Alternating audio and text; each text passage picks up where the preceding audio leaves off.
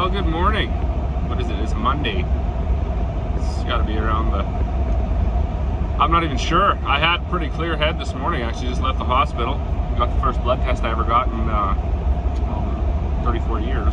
So, but holy man, I just about went lights out. That was unbelievable. I guess I'm just a big, huge sissy. So, anyways, headed back to the farm now. Gotta get some breakfast. I wasn't allowed to eat since like last night or whatever, so I'll get back to the farm, get some breakfast, and then fold the cloth on the head there. It's funny, like there's a lot of people that fear needles, fear hospitals, you know, have all these fears, and I actually don't have any of those fears. However, when she gave the old flick, that was almost enough to make this guy go right horizontal. So I had to cower in my hands like a child, close my eyes, and breathe fairly deep. But they're pretty good. They got some cold presses, and I guess kept me off the floor anyways. But crazy. Let me know down in the comments, what do you guys think about blood tests? Oh man. Okay, well, I'm back at the farm, and I don't know, like, ooh, that blood test just about finished me. Got lightheaded and sore arm and sore legs and everything else. So I did manage to climb up on that super bee and get a shovel off though. That took a solid half an hour, and now oh, I don't even know. Need a break. Just wiped. Corey finished the decals up on that tractor, so maybe I'll go in the shop here and put those pieces on before they get crushed or driven over or all scratched up. Oh my. So here are those pieces. I think they turned out really well. She was able to match up the font and even get this gold dashes all right, and then this 1955 part. So I gotta find the bolts.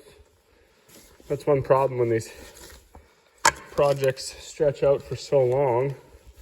A guy loses track of where you put everything. So I'll find them though. Whoops, what was that?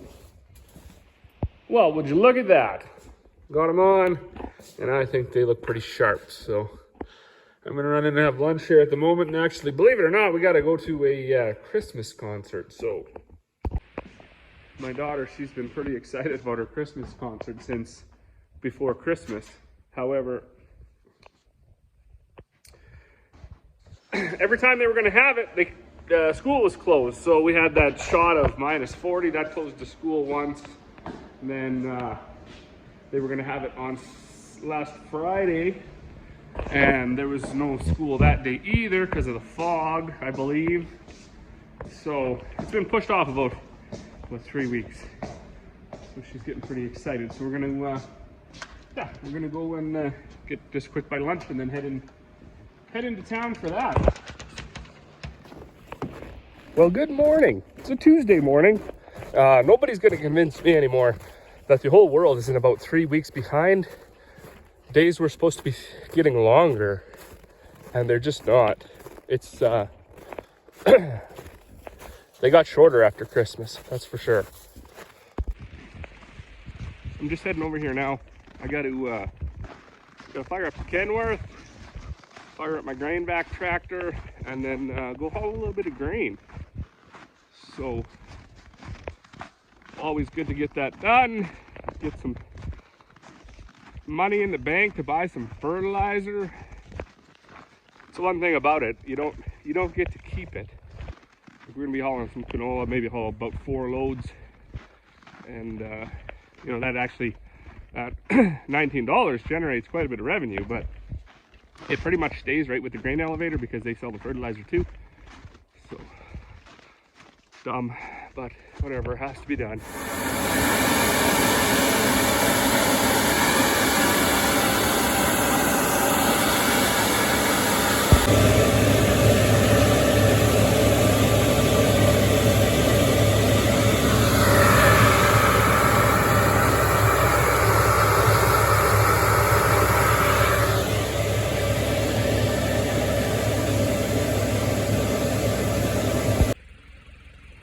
Well, good evening.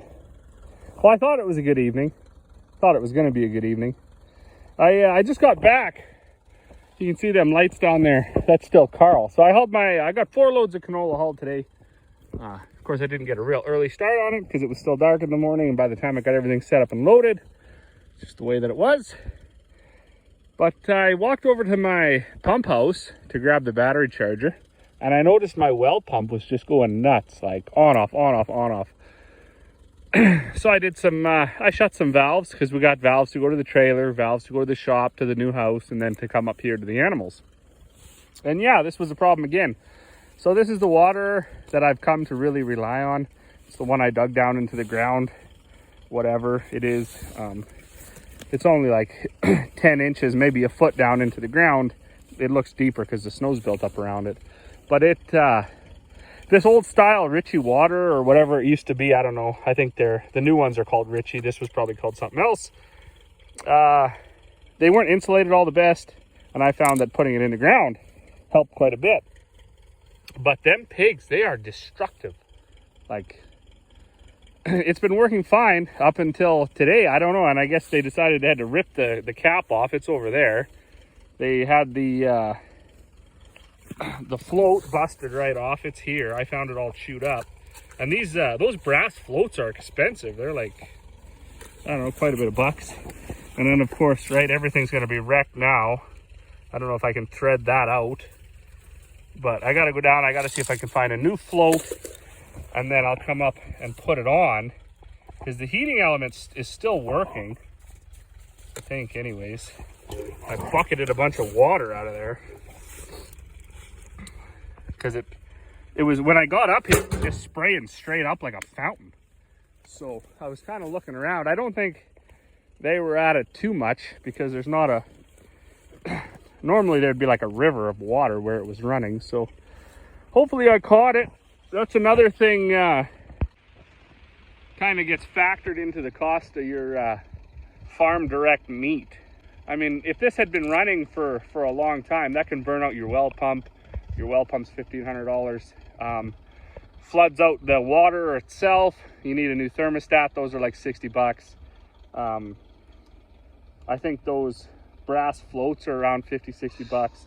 The float itself is another 50, 60 bucks. So, you know, just in the damage to the water alone, that's like all of the profit off of 3 or 4 pigs. So it's unbelievable that people are even still willing to try to do this. Like I say, of course, stuff like this, you can sort of, you know, the more stuff you put in place to avoid these problems or to limit them or eliminate them altogether, the better off you are. But oftentimes it can't even be done. Like, there's just, I'm going to look into, maybe they have a pig's specific water that's built out of solid concrete and iron that they can't wreck. The other thing I'm going to do, that lid was held on with 2 clips, which actually at this point I expect are long gone, because they would have just went flying off when the pigs did their thing, and I'll never find them again. So what I'm going to do, I think, is find some self-tapping screws and like bolt it right down so it can't ever come off. And then of course I'll have to remember every time if I need to adjust it that I got to bring a wrench up. Oh, there's one of those clips right there. Oh, perfect. It's not even frozen in the... These are... I guess a guy could probably make these, but they're hard to come by. I like to keep a couple because they, like all these waters are the same along. Be nice to find the other one yet. Anyways, I better hop off of here because I do want to shut her down at some point tonight. Ooh, so this is this is why you don't throw nothing away. What do we got here? We got extra thermostat. I'm pretty sure these are like 60, 70 bucks. I'll have to check.